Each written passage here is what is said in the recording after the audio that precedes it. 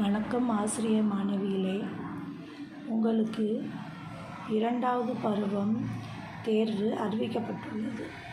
அதில் முக்கியமாக நான் உங்களுக்கு கற்பிக்க விரும்புவது தமிழ் கற்பிக்கும் முறைகள் பகுதியில் அலகு 1, அலகு 2, அலகு 3, அலகு 4, அலகு 5 இவற்றில் உள்ள பாடப்பகுதிகளை எவ்வாறு நாம் படிக்க வேண்டும், எப்படி நீங்கள் பாடப்பகுதிகளை ப்ரெசன்ட் பண்ண வேண்டும் அப்படிங்கிற செய்தியை ஒவ்வொரு வீடியோவாக உங்களுக்கு நான் அடுத்தடுத்த வீடியோவில் நான் உங்களுக்கு போட்டு விடுகிறேன்.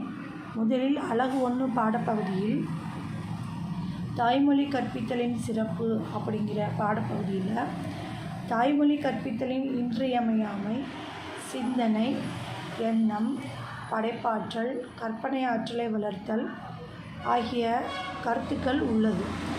இந்த பகுதியில் ஒரு கேள்வி கேட்கப்படும் பொழுது, தாய்மொழி கற்பித்தலில் சிந்தனை ஆற்றலை எவ்வாறு வளர்ப்பீர்கள் என்று கேட்கும் பொழுது, நாம் பாடப்பகுதியில் இருக்கும் கருத்துக்களை மட்டும் எழுதாமல் தமிழ் இலக்கிய வரலாற்று பகுதியில் உள்ள கவிஞர்கள், சிந்தனையாளர்கள், உரைநடை செய்திகள் போன்றவற்றிலிருந்து சில எடுத்துக்காட்டுகளை நாம் மேற்கோளாக எழுத வேண்டும்.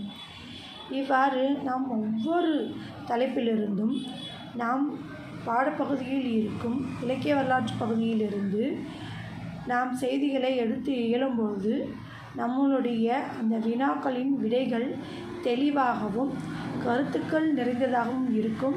உங்களுக்கு வரும் அந்த செய்திகளிலும் வரும் அந்த வீடியோ கருத்துக்களிலும் உங்களுக்கு நான் எவ்வாறு இதை தெளிவாக எழுத வேண்டும் என்பதை உங்களுக்கு நான் கூற விரும்புகிறேன்.